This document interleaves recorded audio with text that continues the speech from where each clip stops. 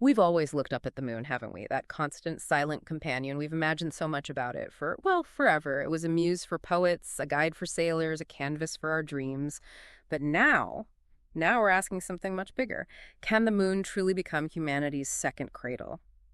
And this isn't just, a poetic idea these days. You look at NASA's Artemis program, China's lunar plans. It feels like the idea of living on the moon has really shifted. It's gone from sci-fi to actual strategic planning, geopolitics even. So today we're going to take a deep dive. We'll explore the science, the tech, the human challenges involved in making the moon a real home. A permanent one, not just a flagpole site or a launch pad. Exactly. And the key thing underpinning all this ambition really is just how close it is.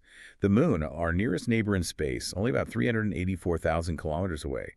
That works out to roughly a 3-day trip, which in cosmic terms is practically next door. And it's that accessibility, that proximity, that makes it the most logical first place to try and set up a permanent human settlement beyond Earth. That closeness is definitely key. But it feels like there's more to it this time around. Why this renewed push, this real vigor right now? What's different? Well, there are quite a few reasons stacking up, really. It's part opportunity, part necessity. First off, its location is just strategically vital.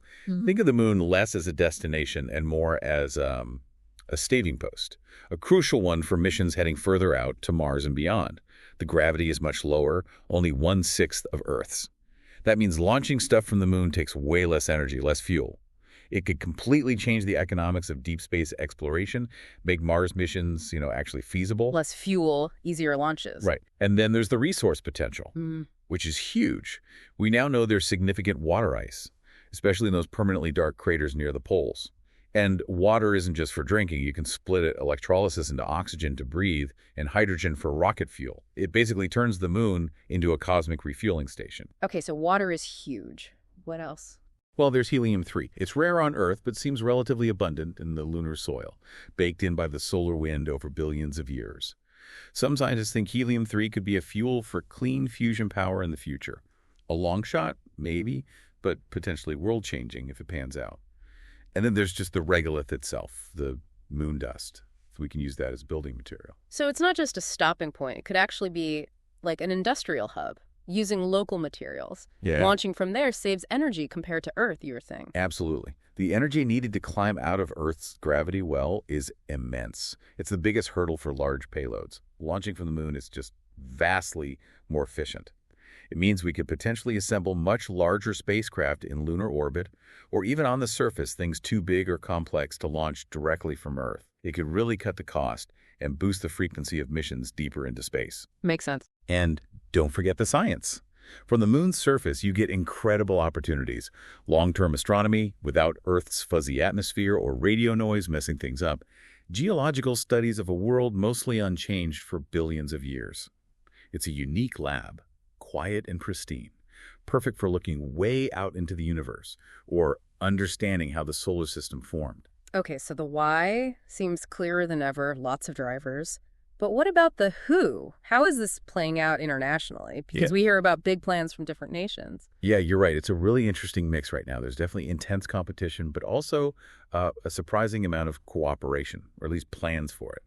So on one side, you've got NASA pushing hard with the Artemis program. They want boots back on the moon by the late 2020s. And significantly, they plan to include the first woman and the first person of color on those landings. That's a big statement. Broadening the horizons, literally. Exactly. But then you also have joint projects. China and Russia are planning the ILRS, the International Lunar Research Station. That's a big collaborative base they're aiming for in the 2030s. So you get this sort of competitive cooperation that pushes everyone to innovate faster, to claim milestones. But at the same time, things like common landing standards, managing lunar orbits, maybe even rescue capabilities, they force a level of practical collaboration. Yeah. The moon really has become this major frontier again, reflecting global politics, ambitions, science, all of it. Okay, so the ambitions there, the resources maybe, the politics are churning. Let's get down to it then. What would actually living there look like? Sustained living, not just a quick visit. Where would we even put these first settlements? Well, the smart money is on locations near the lunar South Pole. That's mostly because of the water ice we talked about, detected in those permanently shadowed craters.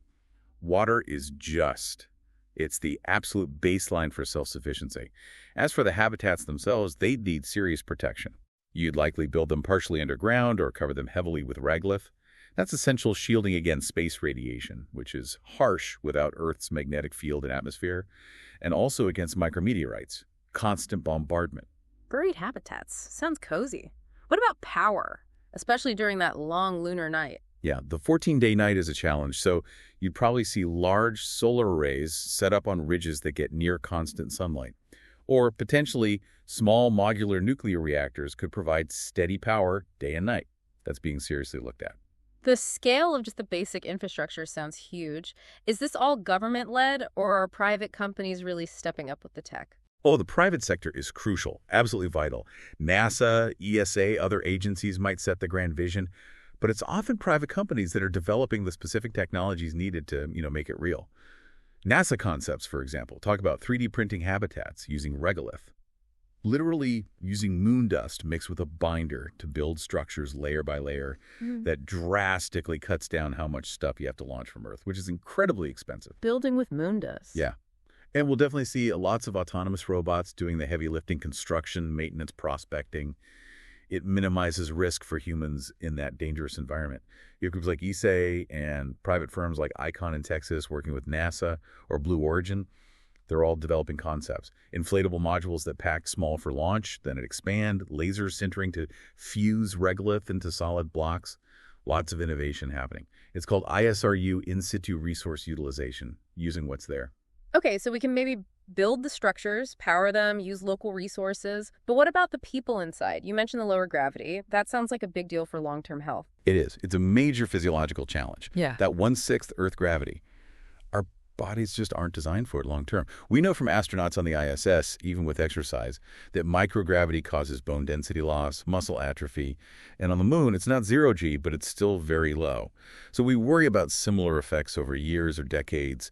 Bone loss, muscle weakness, how fluids shift in the body, potential impacts on the cardiovascular system, even eyesight. And we don't really know the full psychological effects of living permanently under partial gravity either. It's a huge research area. Wow. So we're not just building shelters, we're really designing whole new ways of living. How does a community actually work in a place with no air, extreme temperatures those 14-day nights? It feels less like just an outpost and more like a really profound social experiment. It absolutely is a social experiment, Yeah. a massive one. The conditions are just so extreme, constant risk, total reliance on technology for every breath, the isolation, the confinement. So designing the human systems is just as critical as the hardware. You need incredibly reliable closed-loop life support, recycling absolutely everything. Air, water, waste. Complete self-sufficiency is the goal. We'll need lunar agriculture, probably hydroponics, maybe aeroponics, perhaps bioreactors using algae or something to grow food right there. You can't rely on resupply from Earth for everything. The food, air, water. And beyond the physical needs, you have to think about the cultural and psychological side. How do you build a functioning society under those pressures?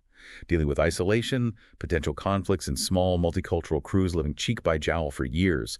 You need systems for governance, mental health support, recreation, maintaining morale will be vital. I know researchers are already looking at places like Antarctica or in submarines, the space station, trying to learn lessons. Exactly. Those are our best analogs. Studying crews in those isolated, confined, extreme environments teaches us so much about group dynamics, leadership, coping mechanisms, the importance of communication, privacy, autonomy. Understanding those human factors, how people adapt or fail to adapt, is absolutely critical. A technical failure is bad, but a social breakdown could be just as catastrophic in a lunar base. Which brings us to some really thorny ethical questions, doesn't it? If people start living there permanently, who owns the moon? Can companies just mine it freely? How do we stop it from becoming, militarized? And what rights do people have if they're born there? Those are the million-dollar questions, maybe trillion-dollar. We do have a starting point, the Outer Space Treaty from 1967. It's pretty clear no nation can claim sovereignty over the moon or other celestial bodies. Space is supposed to be the province of all mankind. That treaty was signed long before asteroid mining or helium-3 were serious prospects. Now commercial interests are getting involved, and they want to know if they can own what they extract. It definitely creates tension with that original common heritage idea. It absolutely does. The treaty forbids national appropriation, but is kind of vague on private resource extraction and ownership. So there's a big debate now about how to interpret it, or if we need new agreements like the Artemis Accords, which the U.S. is promoting, though not everyone has signed on. What's clear is that if we're serious about long-term settlement, These future lunar colonies must have robust systems for governance, law, and clearly defined rights. We need frameworks agreed upon before things get too messy. Ensuring peaceful, equitable, sustainable development off-world is maybe the biggest challenge of all. Okay, so let's imagine we somehow navigate all that. The tech works, the human factors are managed, the legal stuff gets sorted. What's the really long-term vision? If we succeed, where does this lunar presence lead? Well, if we really establish a permanent foothold, the moon could evolve into something truly remarkable, a major hub, maybe. Think spaceports launching missions to Mars and beyond, using that lunar gravity assist and maybe lunar-derived fuel. Much more efficient than launching everything from Earth. We might see actual helium-3 mining become economically viable, potentially supplying clean fusion energy back on Earth, although that's still, quite far off technologically. Imagine advanced observatories. Huge telescopes built on the lunar far side, permanently shielded from Earth's radio chatter and light pollution. They can see parts of the universe we can't even dream of observing now. That's incredible to think about, and not just functional stuff. Could it become a place for culture, education? Why not? That's part of the vision, too. Educational outposts, perhaps universities focused on planetary science or astrophysics, maybe even cultural centers, art installations under domes, music festivals where you can jump 6 times higher. Imagine schools where kids learn geology by exploring ancient lava tubes. Wow. A real civilization among the moon dust. You can almost picture it. Children born in low G, calling a habitat nestled under a crater rim home, seeing Earth rise in their sky. The moon changing from just an outpost into a genuine second homeland. That's the ultimate aspiration, isn't it? Now, let's be clear. Getting there is going to be incredibly hard, monumentally difficult, expensive, and it will take a long time. Decades, most likely, generations maybe. But the goal, the idea of humanity becoming a multi-world species, spreading beyond Earth, it's powerful.